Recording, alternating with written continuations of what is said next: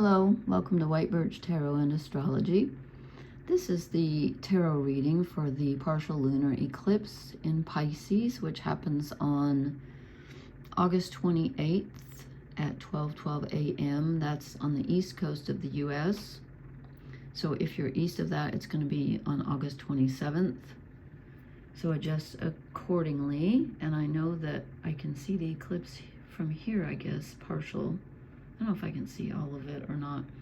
I'm in the Midwest of the U.S. and I just uploaded, or I'm going to, when I'm finished with this, I'm going to upload a video on the astrology, which is astounding for this lunar eclipse. So if you want to hear that, it will be a separate video. I thought I'd do them separately because there was so much tonight.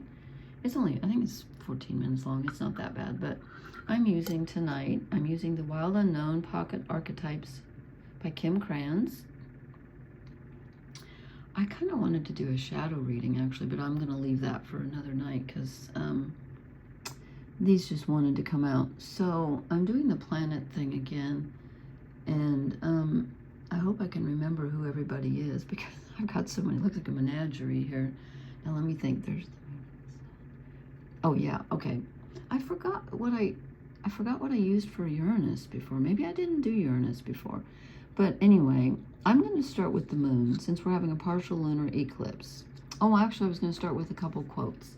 I'm just in the mood for, this is just the last stanza of probably my favorite poem in the whole world, The Love Song of J. Alfred Prufrock by T.S. Eliot. And he said, if I can remember it, we have lingered in the chambers of the sea by sea girls wreathed in seaweed, wreathed with seaweed, maybe, red and brown, till human voices wake us and we drown. I think that's very appropriate for the lunar eclipse. And also, just went out of my head, of course. Oh, my favorite line from The Lady of Shalott by Tennyson. I am half sick of shadows, said the Lady of Shalott. God, why does that get me so much? I just think that's brilliant. Okay, so this, I just found this shell in the yard yesterday, which, I mean, I'm 1,800 miles from the sea, so I just get so excited. It probably fell out of a bag of rocks or something that I ordered. I don't know where it came from, because trust me, we do not have clams here, but as my late husband told me, actually this area was covered by the sea, you know, eons ago. So this is the moon, the full moon in Pisces. I drew a card for the moon, and I got the Mystic. I have never drawn this card before. It's really pretty, though. There's the eye. Okay, so I'm going to read from the book. Let's see, that's 21. So, oh gosh, this is so small. This is insanely small. I have to hold this up in front of the camera. I can't even see the little... Okay, remover of darkness, visionary, ageless. When it's dark, expects results, seeks attention and recognition. The moon in Pisces. Excuse me, I'm having allergies today. Okay, so do I want to read all of this?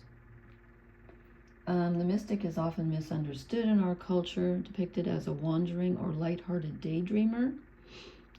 Yet the mystic plays a critical role in society, remaining fearlessly dedicated to the path of transformation. And it's talking about the Hindu god Shiva. In order to save the earth from darkness, Shiva swallows the poison of the world and holds it in his throat, slowly transmuting the liquid into nectar. I'm reading the nectar. That's this one. Wait a minute. No, I'm not. I'm reading the Mystic. Oh my God, I drew the Mystic and the Nectar, and I didn't even connect them. Okay, well, here we go. There's a connection. So, whoops. No, full moons don't bother me at all. I'm not goofy. Okay, slowly transmuting the liquid into nectar. This is the work of the Mystic. They do not fear darkness, but rather sit in the presence of it. Harness the potential and latent energy behind it and embed it with light. They are patient and prudent change makers, seeking growth above all else. Unanswerable questions are the mystic's lifeblood. The mystic revels in mystery, in the great riddle of life, dancing with the forces of light and dark upon its wings. That sounds like an eclipse, doesn't it? Am I wrong? So we get to transmute this poison into nectar. I don't really want to drink poison, but okay, I'll take your word for it. I'm looking forward to the nectar. Okay, then I said this represents the sun because it's yellow, and Mercury because it flies. This is the sun conjunct Mercury in Virgo, which is opposite the moon, which is why we have an eclipse. No, it's why we have a full moon. The earth is in the way, which is why we have an eclipse. Okay, the tear. It's 52. Let's see if I can I find it? Can she find it? I've marked them, but I have so many marked. Yeah, here it is. Okay. I have to hold this up. Melody, melancholy. Oh, I told you there was a sad thing aspect to this. Flowing through. When dark, drowning, drama, and murkiness. Well, okay. Tears are droplets of letting go. Once they begin to fall, we allow the swelling tide of emotion to run its elemental course. Often the tear is what is needed in order for a conversation or situation to break into the next level of intimacy and vulnerability. Some say that tears are so powerful in softening our egos that they open up a portal to the unseen world. Maybe that's why we're the mystic. Through our watery eyes, the ancestors catch a glimpse of us, and we are reminded of their eternal embrace. We sense our humanity, our humility, keyword for Virgo, and we allow ourselves to be held. It is likely this card appears when there is grieving yet to do, a sinking down into disappointment or despair that once acknowledged will bring a shimmer of clarity to our dewy eyes. Ooh, interesting. Okay, maybe that's that Uranus energy coming in, bringing the clarity. I don't know. Sun and Mercury in Virgo, bringing clarity. I can see that. Okay, and then, let's see now. Can she do it? So this is, I don't know why I chose the key. Probably because I didn't have anything electric here for Uranus. This is Uranus, who's squaring the Sun, Mercury, and the Moon. The empty room. We got that not long ago. 42. The empty room. Remember we had this not long ago. I'll move this up so you can... The empty room. I gotta keep forgetting. I can't see. Spaciousness, potential, possibility. When dark, addiction, insatiability, more for more's sake. The empty room haunts us all. It is the universal and all too frequent feeling of lack, of wanting, of the craving to fill ourselves with something, anything. You know, Pisces rules addictions, by the way. We too often attempt to remedy the discomfort of the empty room by any means necessary, leading us to a culture of more. Ironically, the empty room is filled to the brim with potential, yet we perceive it as not enough. This card is a cry for patience, with sitting within the barren walls of not knowing, for awaiting true vision and purpose before attaching to what we, in quotation marks, should do next to save our outward appearance. Be with the nothingness. Be with the impatience. The empty room has immense power. Let others wonder what you are doing. I think that happens a lot around me. If you can settle into the magic of emptiness, you will soon hear its whispers of wisdom. Okay, that's Uranus. Uranus and Gemini is probably going to yell more than whisper right now, but you know, the cards say there's going to be some whispers of wisdom, so I could use some of that. Okay, and then this is, now let me think. This is Mars. This is Mars in Cancer. The nectar, of which I just spoke. So we have 58. The nectar, another card I have never drawn. And the keywords are glowing, relaxed, subtle illumination. When dark, fixation on fixing, aggressive approach to healing. You know, that makes sense with Mars in Cancer. Because Mars is aggressive and Cancer is, you know, likes to make everybody feel better. In Hindu mythology, there's a miraculous substance known as amrit or nectar. We just talked about that contains infinite healing power. It's known to activate subtle, intelligent forces that ease the mind, body, and spirit. Though esoteric, these images lead us to the central energy of this archetype, the sweet, potent, heavenly essence that lubricates our spirit back to life. The Nectar card calls us to identify and relish in places, practices, people, and activities that regenerate and heal. There's Virgo for you. Yes, medicine is needed, and it comes in subtle form that you may be overlooking. Seek the most sensuous, fragrant flower in the garden you have forgotten. I love that. Don't underestimate this remedy. It is said when someone has activated this substance within, it is reflected in their shimmering eyes. Oh, we just had that with the tear. So our eyes are going to be glistening with healing tears, I guess. That's interesting. Okay, and then, as I said, Mars is squaring Saturn. This is Saturn, the turtle that sits under that holds up the earth.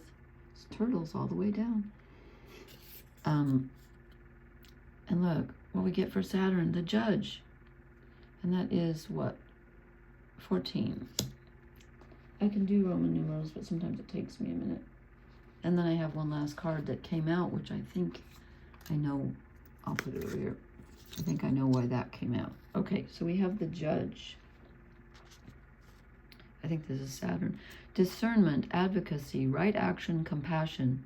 When dark, critical, punishing, unforgiving, wall building. Interesting. The Judge has an incredibly important job. When this archetype remains unconscious or is captivated by fear, wise discernment turns into painful judgment of self and other. The Judge's energy can be the seat of racism, bigotry, and fear-mongering. This is the Judge out of balance, building walls, separating from, in quotation marks, other. When this same discerning force is made conscious and healed, however, the Judge may be found advocating for civil rights causes, standing up for the underdog, providing resources for those in need, and forgiving again and again. Love is the deciding factor. Awakening this archetype is essential for the complex times we are in. Get your Judge in order. The world needs it. Ooh, doesn't it though? Doesn't it though? Yeah. Okay, and then this sort of floated up. It was like 6 cards down, and I don't know how it did it, but it kind of made the top of the deck float up. So I decided that this is the Jupiter that trine Saturn that I did not talk about. So I'm saying that this is Jupiter in Leo, because Leo rules the heart. So, but I pulled it out because it just wanted to come out, and it's the prayer. Okay, so that is 65. Okay. I've never drawn this one either. Yes, I have. I think maybe once. Offering to be of service. There's Virgo. Asking for guidance. When dark, expecting results and self-aggrandizement. We've had that twice now, wanting to be seen and, whatever. Not that there's anything wrong with being seen. It says, what is prayer? When are we in a state of prayer and when are we not? To whom or what do we pray? Archetypally, the practice of prayer has been with us since the dawn of time as a remedy for the omnipresent self-centered thinking that spins us toward illusion. Prayer leads us beyond our ego as we move from our little story to the big one. Some say we are in a state of prayer anytime we are not the center of our own thoughts. Others say prayer is a natural result of gratitude. Perhaps it is simply surrender or service. Whatever prayer is for you, this card reminds us of its importance. Get quiet, low, humble, and soft. Bow and touch the ground as your heart lifts to the sky. Though it may be uncomfortable, it is time. Nothing else will do. Oh, I love that.